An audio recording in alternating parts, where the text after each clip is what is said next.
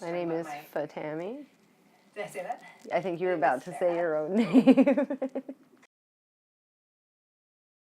My name's Tammy, and I'm biting the bullet today to talk about the bipolar journey. I was diagnosed as manic depressive when I was, I think, 15, and I kind of played off and on with medications until I was about 27. About 27, and it got really bad. I actually had a lot of people to talk to, but with depression and with anxiety, you may feel very inconvenienced and burdensome. So I didn't talk to a lot of people. I know with where I'm at now, just by relating with people, they find it very therapeutic. So I wish I had done that. I'm not going to lie, I don't know that it fully ever goes away, but it can become very manageable. And that goes into like different therapies, your medication cocktail. I've definitely been stable for several years now, but there's still struggles. Anxiety attacks, there's still going to sneak through, and like I still get manic, and I've had to learn how to manage that. I developed a lot of self-awareness. You learn a lot about yourself as you go through this process. And with that self-awareness that kind of seemed like a curse at first, it's actually quite a gift, because I feel like now I can sort of see things coming. I can see the patterns in myself, and I can oftentimes stop it from being a total catastrophe. I had been unmedicated for a very long time, and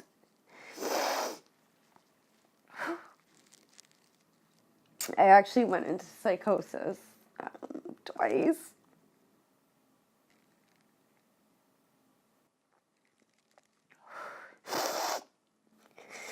And punched my own face in to the point where my eyes were swollen shut.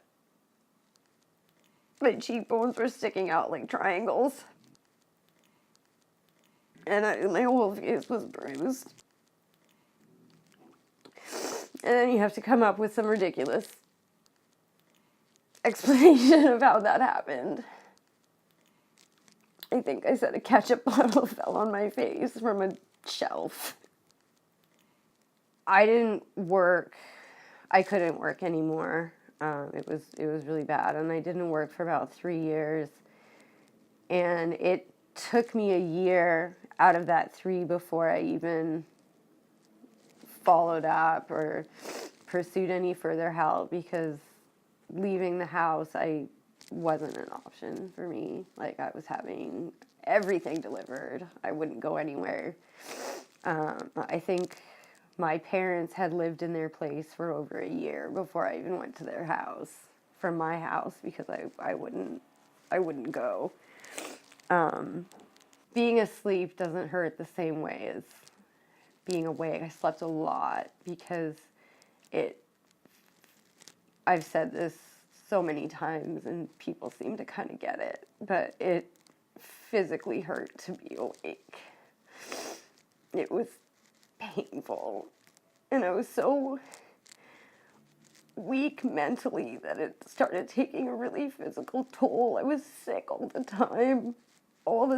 I got everything, and just so tired and so ashamed and so embarrassed. And like, that's even without anybody knowing. That's like all self-stigma stuff. I was embarrassed for myself, at myself, to myself. The cognitive behavioral therapy I did was in a group, so there was a lot of relating and validating, and it became very comfortable, and we became very close, and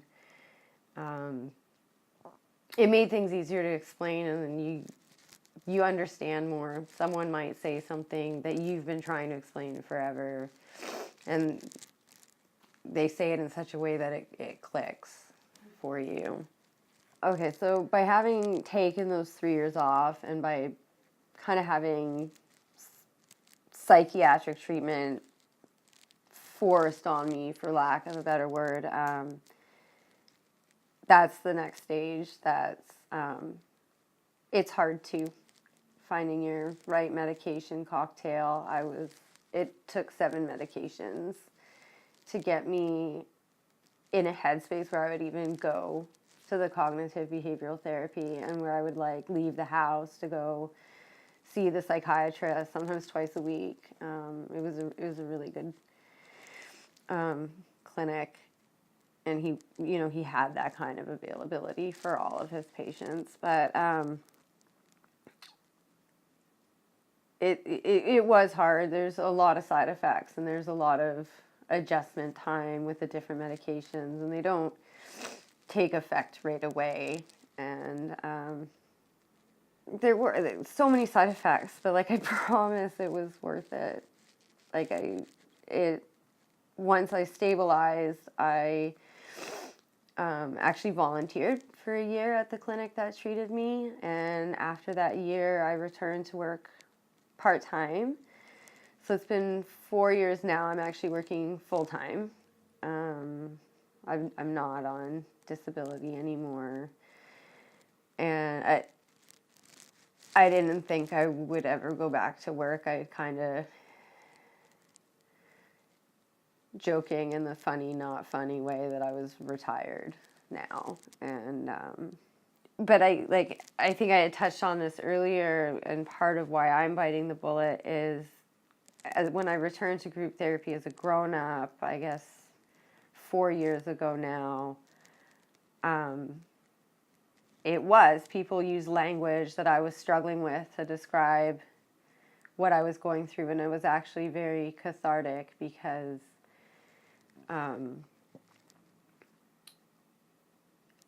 everybody could relate in this way, and it did validate you, because you do feel very alone and very isolated. So there was something very cathartic about being around people that really got it, and got it in a way that they could help you explain it and put words to what you're going through, to maybe help non-strugglers understand a little bit better. I've become someone that has been very available for people going through the same thing, and I finally feel valuable because I didn't. And I'm in a place now where I'd like to, and I do guide people through their journeys in a very realistic way. Eventually, they'll be someone's rock, and you'll be somebody's rock. And with that relating and that validating, and why I'm biting the bullet is because sharing the story of your journey could save somebody's life.